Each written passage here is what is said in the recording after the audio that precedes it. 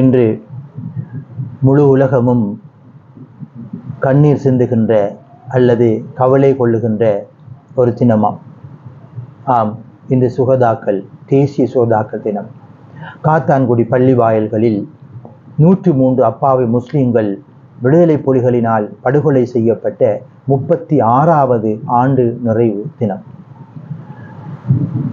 1990ஆம் ஆண்டு ஆகஸ்ட் மாதம் 3ஆம் தேதி இரவு 8:10 மணி அளவில் புனிதமான இஷா தொழுகையில் ஈடுபட்டிருந்த 103 அப்பாவி முஸ்லிம்கள் விடுதலை புலிகளின் கோர தாக்குதலினால் பள்ளி வாயில்களுக்குள்ளேயே படுகொலை செய்யப்படுகிறார்கள்.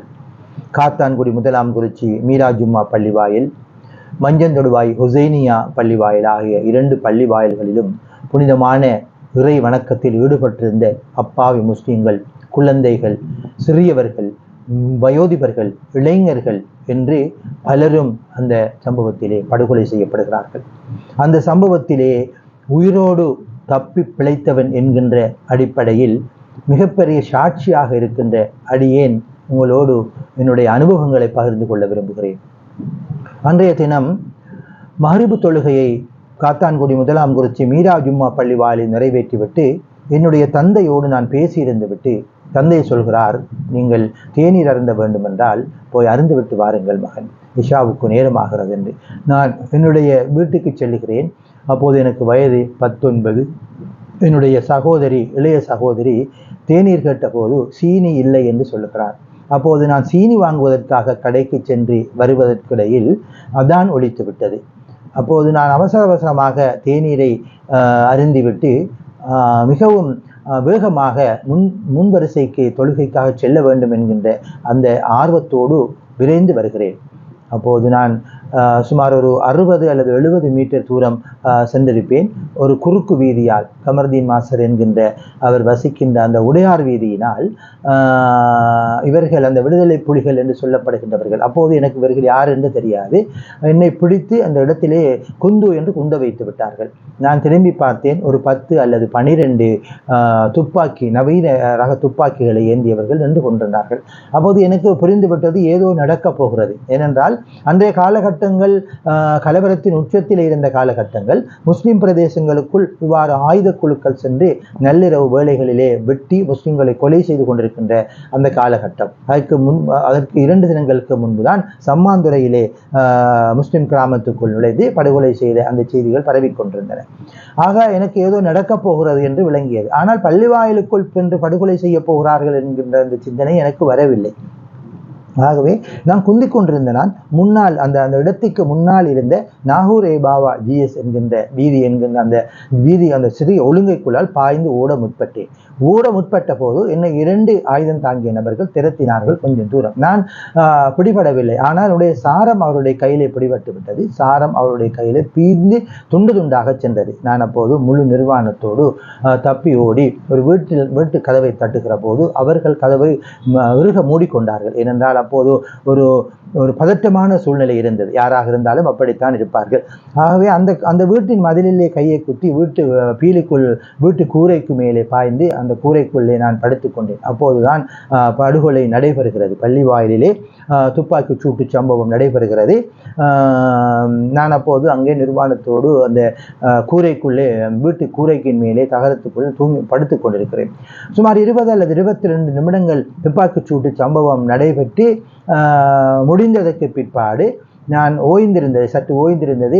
அங்கே என்ன நடந்தது என்று தெரியாது. ஆனால் மரண ஓலம் மிகவும் வானை நோக்கி வந்து கொண்டிருந்ததை அவதானிக்கக்கூடியதாக இருந்தது. ஆனால் மேலே இருந்த நான் என்னுடைய பெயரை சொல்லி எனக்கு ஒரு சாரம் தாருங்கள் என்று கேட்டேன். அவர்கள் ஒரு சாரத்தை எடுத்து மேலே வீசினார்கள். உடனே அந்த சாரத்தை அணிந்து கொண்டு கீழே இறங்கி வந்தபோது அவர்கள் மன்னிப்பு கேட்டார்கள். நீங்கள் என்று தெரியாது, ஆகவே மன்னிப்பு இல்லை, பரவாயில்லை, நானாக இருந்தாலும் இந்த சூழ்நிலையில் அப்படித்தான் நடந்திருப்பேன், ஆகவே அதை பற்றி கவலை இல்லை. இப்போது அந்த வீட்டு சொந்தக்காரர் புதிய தாங்குடி நினைக்கின்றேன் மஞ்சந்தொடுவாய் பிரதேசத்திலே மசூது சுன்னா பள்ளி வாயிலே முஆதினாராக கடமையாற்றி கொண்டிருக்கிறார். அவருடைய இல்லத்தில் மேலே தான் நான் ஒளிந்து கொண்டிருந்தேன். உடனடியாக பள்ளி வாயிலுக்குள் ஓடி வருகிறேன். என்னுடைய தந்தை அங்கே மரணித்திருக்கிறார்.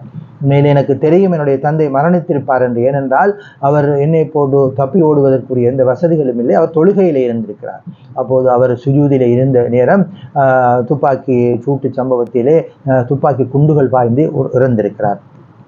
ஆகவே அங்கே திரும்பி பார்க்கின்ற போது பல ஜனாசாக்கள் துடித்து கொண்டு அப்போதுதான் மரணத்தை தழுவி இருந்ததை அவதானிக்கக்கூடியதாக இருக்கிறது. என்னுடைய கால்களை கிட்டத்தட்ட 2-3 அங்குலத்துக்கு என்னுடைய கால்களை இரத்தம் நனைத்து கொண்டது. கிட்டத்தட்ட ஒரு சிறிய குளம் போல் பள்ளிவாயல் காணப்பட்டது. ஆக அந்த சம்பவத்தில் என்னுடைய தந்தை இறந்திருந்ததை அவதானித்தேன். பார்த்தபோது பார்த்து 2 அல்லது 3 நிமிடங்களில் நான் அந்த இடத்திலே மயங்கி விழுந்து விட்டேன். உடனே என்னை சிலர் வெளியிலே தூக்கி வந்து வளர்த்தி எனக்கு தண்ணீர் எல்லாம் தொளித்து ஒரு 7-8 நிமிடங்களில் பின் நான் விழித்த போது அப்போது காத்தான்குடி முன்னாள் நகர சபையின் பிரதேச சபையின் உதவி தவிசாளராக இருந்த சீனி முகமது அவர்கள் என்னிடம் சொன்னார், நீ பயப்படாதே, உன்னுடைய தந்தை என்னுடைய மடியிலேயே தான் களிமா சொல்லி மரணித்தார். அப்போது உன்னை கேட்டார், நான் நீ மரணிக்கவில்லை என்று சொல்லிவிட்டேன். நீ மரணிக்கவில்லை என்கின்ற திருப்தியினால் அவர் மரணித்து போயிருக்கிறார் என்று சொன்னார். அப்போது சீனி பாப்பா என்று மிகவும் மரியாதையாக சொல்லுகின்ற அவர் என்னிடம் சொன்ன அந்த தகவல்களை பார்க்கின்ற போது அவருடைய மடியிலே தான் என்னுடைய தந்தை இறந்திருப்பது தெரிய வந்தது. அதே நேரம் என்னுடைய குடும்பத்திலே பல உறுப்பினர்கள், நண்பர்கள், முக்கியமானவர்கள், தெரிந்தவர்கள் என்று இறந்திருந்ததையும் அவதானிக்கக்கூடியதாக இருக்கின்றது. உடனடியாக அந்த இடத்திலே இருந்து காயமடைந்தவர்களை வண்டியிலே ஏற்றி கொண்டு போகிறார்கள். அப்போது வண்டியிலே வாகனங்களை ஏற்றி செல்ல முடியாது. இடையிலே தமிழ் கிராமங்கள் இருக்கின்றன. அந்த கிராமங்களுக்குள் ஒளிந்திருந்து விடுதலை புலிகள் தாக்குதல் நடத்தலாம் என்கின்ற பயத்திலே யாரும் இல்லாத சூழ்நிலையில் சில இடங்களிலே சில விசேட அதிரடிப்படை உதவியோடு செல்ல முடிந்தது. ஆனால் நானும் கிட்டத்தட்ட 9 காயமடைந்தவர்களை ஏற்றி கொண்டு ஒரு ஹையஸ் வேனிலே மட்டக்களப்பு போதனா வைத்தியசாலைக்கு செல்லுகிறோம். அப்போது இடையிலே அரசடி சந்தியிலே வைத்து எங்கள் மீது துப்பாக்கி சூடு நடத்தப்படுகிறது. உடனே வண்டியை நிறுத்திய போது எங்களை நோக்கி STF அதாவது விசேட அதிரடிப்படையினர் வந்தார்கள். வந்து கேட்டபோது நாங்கள் விஷயத்தை சொன்னபோது அவர்கள் எங்களுக்கு பாதுகாப்பு தந்து போதனா வைத்தியசாலைக்கு கொண்டு சென்றார்கள். போதனா வைத்தியசாலைக்கு வண்டியை நிறுத்தி பார்க்கின்ற போது நாங்கள் காயமடைந்த நிலையில கொண்டு வந்த அந்த 7 பேர் மரணித்திருந்தார்கள். 2 பேரை தான் வைத்தியசாலையில் அனுமதிக்க முடிந்தது. ஏனைய ஜனாசாக்களை எடுத்துக்கொண்டு மீண்டும் நாங்கள் காத்தான்குடி மீரா ஜும்மா பள்ளி வாயிலுக்கு வந்துவிட்டோம்.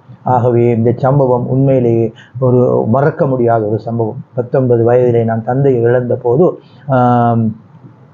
அதற்கு என்னை போன்று பல இளைஞர்கள் அவருடைய சகோதரனை, தந்தையை, மாமாவை, மச்சானை, சகோதரனை என்று பல உறவுகளை இழந்தார்கள். இன்று அந்த ஒரு வயதில் இருந்த அந்த குழந்தைக்கு 36 வருடங்களாக மாறி இருக்கிறது.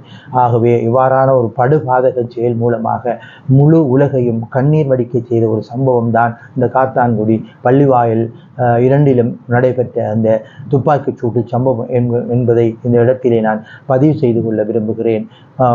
மீண்டும் ஒரு காணொளியில் அனைவரையும் சந்திக்கின்றவரை உங்களிடமிருந்து விடைபெறுகின்றேன். நன்றி. அஸ்ஸலாமு அலைக்கும் வரஹ்மத்துல்லாஹி வபரகாத்துஹு.